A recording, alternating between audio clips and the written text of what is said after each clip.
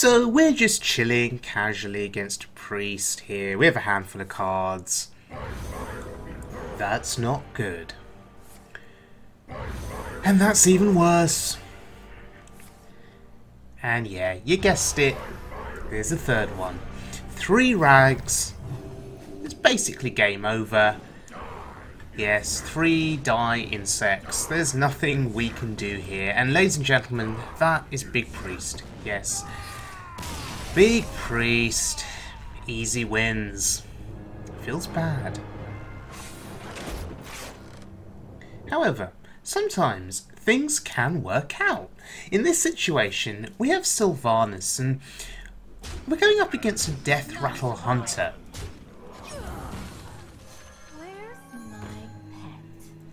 So, the idea now is, can we get some value here out of Sylvanas? Can we steal something useful, something big? May as well draw first. To see if we get anything better. We don't.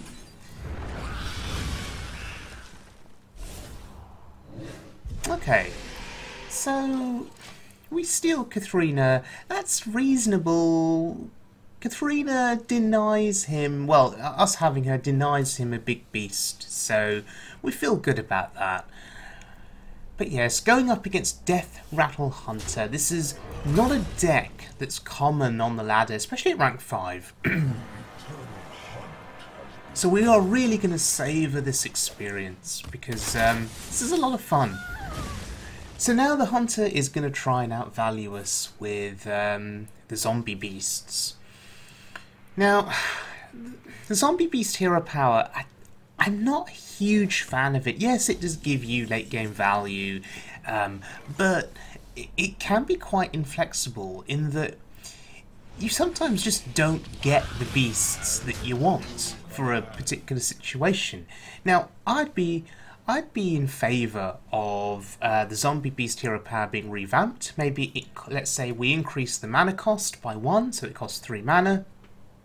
And then you can choose certain effects. You can choose a taunt on a beast. You can choose a charging effect, for instance. Being able to choose those effects, I think, would make it that much more powerful. So yeah, I'd be happy with the cost of the hero power increasing to reflect that. So Ragnaros comes down, and we have bad memories of Rag. Bad memories of Rag, based on that earlier game that you saw. But of course, in this instance, we've just got 1 copy of Ragnaros on board and not 3. I was contemplating playing the Lackey there, because it's a good Ragnaros target for us. But here I'm going to take a gamble, and I'm going to play Dr. Nine himself, Mal'Ganis.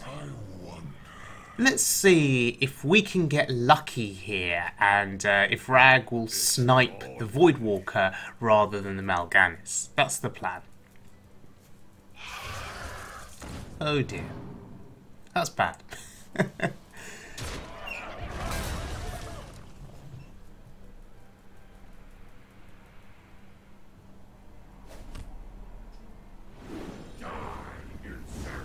Okay, so we lose our Mal'Ganis, but it's okay. We now have a board full of Death Rattle minions, and Sylvanas is down, so maybe, just maybe, we can steal Mal'Ganis here. Steal Ragnaros here. What am I talking about? I'm still fixated on Mal'Ganis. Okay. Now I'm getting a major sense of deja vu. We saw three rags in that first clip. Now there's 2 on board. This is not looking good for us. Actually, that's pretty good. And that's good too, but what do we steal? Of course, we steal the worst minion. That, ladies and gentlemen, is my luck. My luck on the wild mode ladder. Steal the worst minion, of course. So now we're staring down this quite threatening board. The question is, how do we deal with it? Actually, here's another question. Do we just have lethal here? I mean, we have double Doomguard in hand. Surely playing one Doomguard won't discard the other?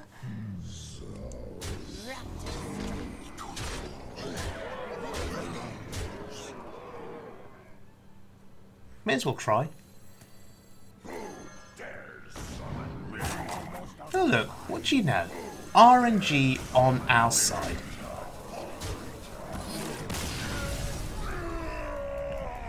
That was a pretty sweet win.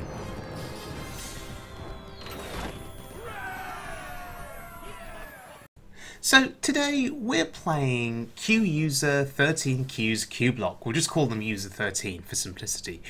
Now, over the last few weeks I've been playing different versions of Cubelock on wild mode. My most recent version of Cubelock that I tried was Get Meowth's deck, which you can see on the right hand side.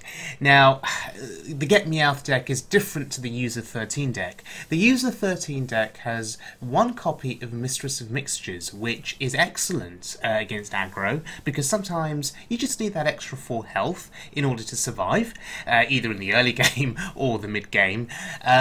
It runs double Mortal Coil, whereas the Get Meowth deck doesn't run Mortal Coil at all. Now, Mortal Coil is very good against aggro. It's good against Paladin in particular, or anything that runs 1 health minions.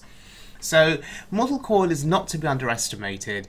It's also really good with Defile. Let's say you play against a Druid and they buff their board up. And let's say they buff their 1 health minions up into 2 health minions. Well, Mortal Coil can bring a minion back down to 1 health, and then you Defile and win the game. So very, very good synergy there with Defile. Shadowflame is an interesting inclusion in the qUSER13 deck. Again, you don't see Shadowflame played very often in Cubelock. It's an interesting card in that it has multiple uses. Firstly, what are good Shadowflame targets? Well, to be honest, anything with sort of 2 attack is good against aggro. You know, if you're facing an aggro paladin with 2 health minions and 1 health minions, Shadowflaming a possessed lackey is pretty insane. Against sort of more control style decks, Shadowflaming a Sylvanas is pretty insane. As you saw in one of those earlier clips, you can steal something pretty good and ruin their day.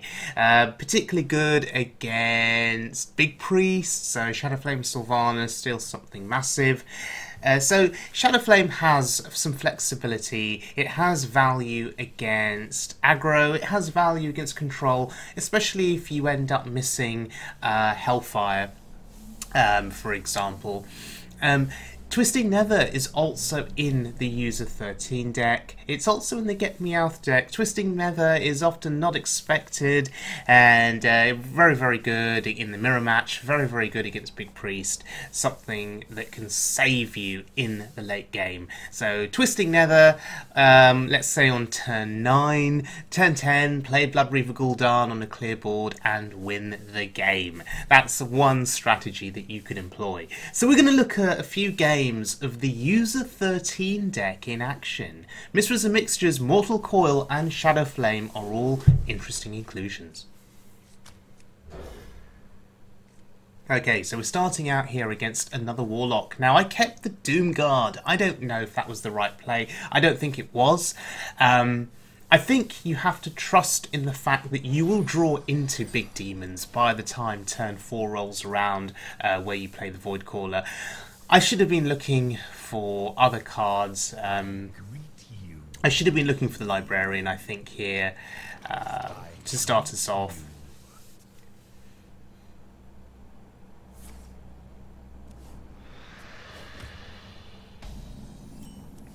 But there's been numerous occasions where I've had Voidcaller in hand and just not had any big demons to play, so I guess keeping the Doomguard was okay.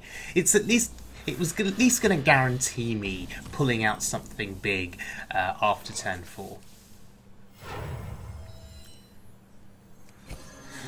Right, double Voidcaller was in hand. A friend of mine, I Like Cabbage, who plays a lot of Cubelock, whenever he's in this situation, one Void Caller always pulls out the other Void Caller. Because his RNG is just really unlucky all the time.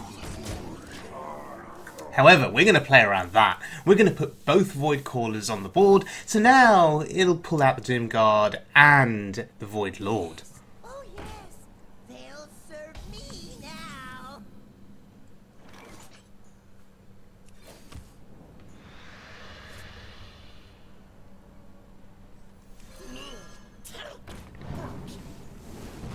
So, the double Spellstone buff, pretty good for us. Playing the Librarian may have been a misplay there, because now he gets to trade his lackey in. Yeah, should I have done that? I think it was fine, since we had the buff on the Spellstone, so... Oh, that's so unlucky for him. That's really unlucky. He was clearly expecting a Doomguard, well actually a Voidlord in particular. Okay, so there's the Emperor. Now, the Get Meowth deck that I featured recently did play the Emperor, and getting the Emperor discount on a hand full of demons is pretty insane. This deck does not play the Emperor, so we now have to be wary of what he can do with a discounted hand.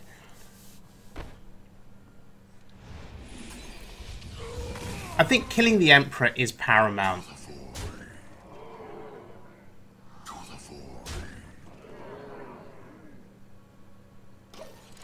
So 9 cards in hand, we don't want to tap. He's nearly dead. He's nearly dead. And we have to account for Doomguard and Dark Bomb in our hand. Those 2 cards are pretty useful.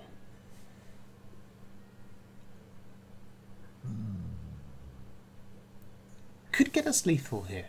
Could get us lethal. Yes, oh yes, they'll serve me now.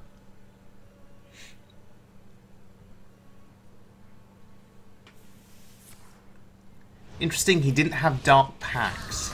He chose the Dark Bomb, and that is so unlucky. I feel really bad for him.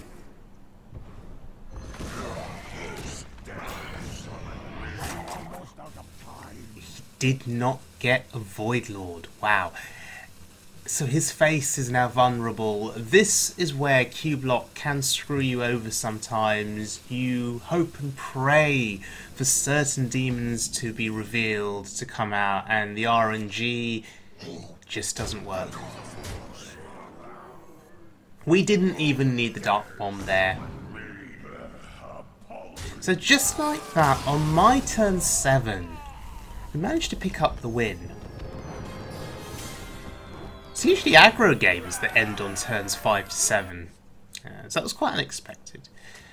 Okay, this next game is against a warrior. Now, my money is on Pirate Warrior, so having Defile in hand is pretty awesome.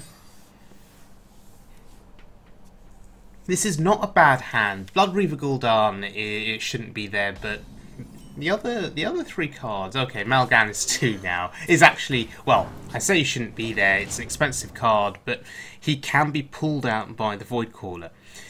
Either the Mal'Ganis, oh, that's interesting, Kaliseth. Either the Mal'Ganis or the Voidlord coming out is fine. I was hoping for a few more early game cards, though, like Hellfire. If he is going to plan on bursting us down, though, we have Dark Pact, which is fine. We can heal. Okay. So, coining out the Void Caller, let us see if he has a Silence. If he has a Silence, that's actually quite problematic for us. No, he just has an Axe and some charging damage. This is an awful lot of damage that's being directed at our face here. We're nearly dead. Wow. And Pirate Warrior, you don't see it as much on the ladder anymore, especially after the nerf to Fiery War Axe, but it's still incredibly effective.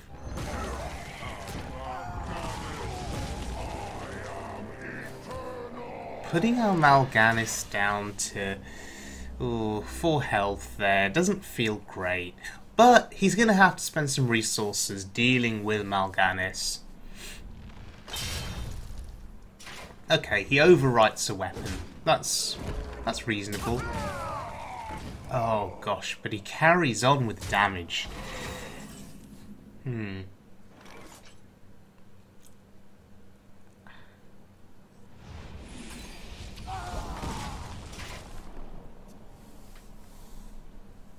We're sort of forced to Spellstone there because we needed the health. But if we live on this turn, or past this turn, we have the Lackey and the Dark Pact.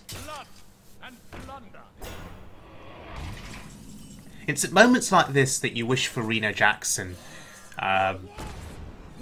It's turn 6. But this deck doesn't play Reno, unfortunately.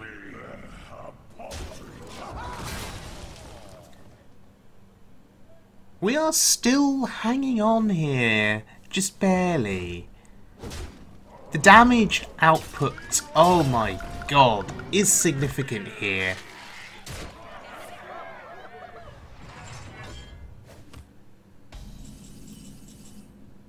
There's another Spellstone. I think we have no choice. We have to play it. That was quite timely. There is the Dark Bomb option as well, but no. I mean, one option there was Dark Bomb and play the Doom Guard and just go face, and then try and end the game on the following turn. I don't know. Do we coil? I think we do. Oh, that's handy. Side effects? No. Perhaps I should have coiled first. So this is quite tricky here. There are different things I think that kill us. Mortal Strike, another Arcanite Reaper.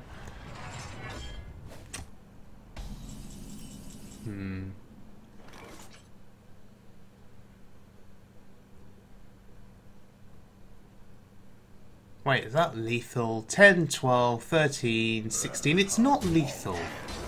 This might sting. It's not lethal. So, on that basis, we need to gain the health. And we're not going to play our Doom Guard. Because next turn, it's turn 9. Turn 9, we play a Voidlord.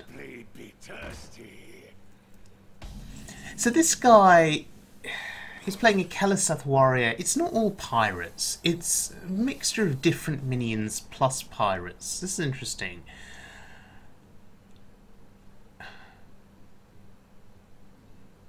Again, we're lacking in lethal here. So I think the most threatening minion to kill is that Frothing Berserker. And now we're just going to hope that the Voidlord can carry us to a victory. If he gets through it, we have Blood Reaver Gul'dan next turn.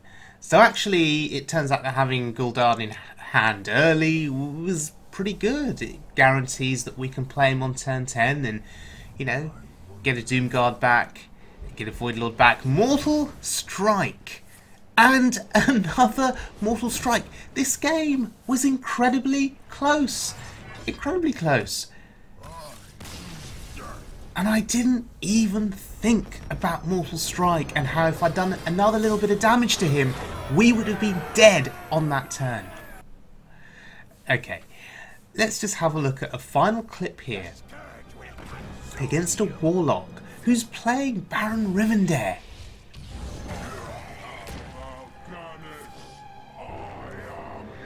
Why you would kill my Void Caller, I'm not entirely sure. But anyway, he's going to get the value from Baron Rivendare. However, I'm going to get value from a cube.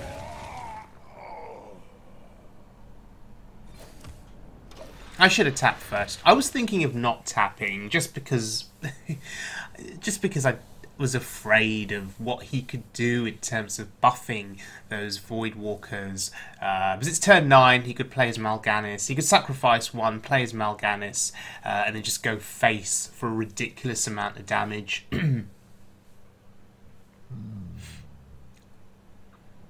But I think tapping there was absolutely fine. Let's see what he does here. A bunch of 1/3 Voidwalkers. They're not very threatening. He's trading them all away. That is what is he doing? He wants me to get double Mal'Ganis. I don't understand. What is he setting me up for? He's setting me up for something. He wants that to die. Oh, okay, I will oblige him.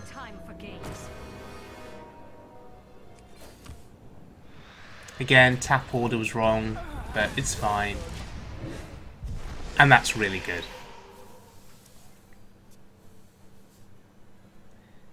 So now, what's he going to do?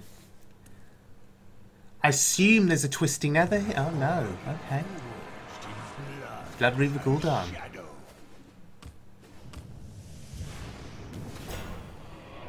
And to be honest, given that I have Hellfire, that is not the most threatening of boards.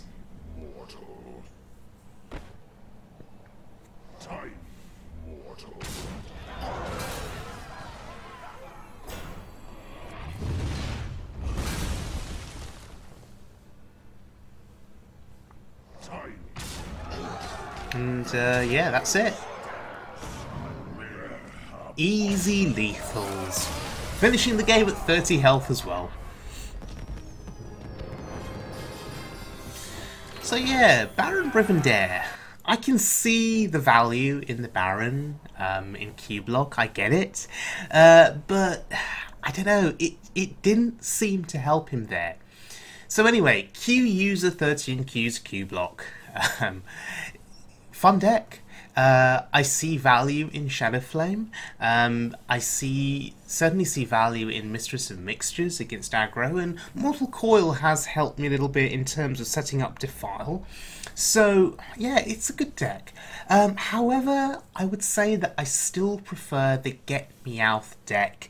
I think my win rate has been more positive with the Get Meowth deck, and I just love playing the Emperor. I think the Emperor played on a handful of demons and Death Rattle minions gives you some awesome plays with Spirit Singer Umbra, who I love playing in Cubelock. So the fact that the Get Meowth deck has Umbra and the Emperor is just makes it a winner for me.